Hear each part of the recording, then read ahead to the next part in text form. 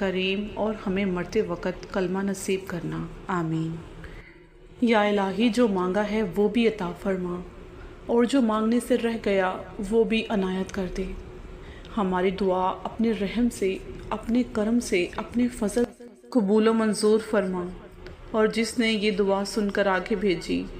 اس کی بھی تمام پریشانیوں کو، تکلیفوں کو، بیماریوں کو دور فرما اور صحت و تندرستی عطا کر، آمین۔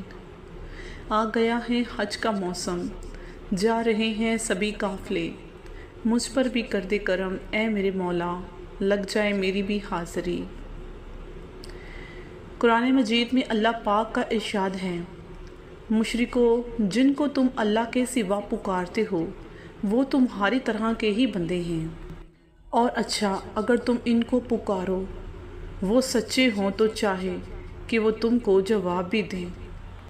جب کوئی دنیاوی طور پر اونچے مرتبے والا شخص ہم سے کہہ دے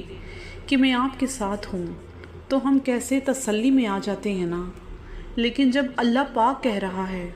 کہ وہ ہمیشہ صبر کرنے والوں کے ساتھ ہے تو ہم اس چیز کو اتنا معمولی آخر کیوں سمجھتے ہیں؟ وہ جس کا کوئی وارث نہیں زمانے میں،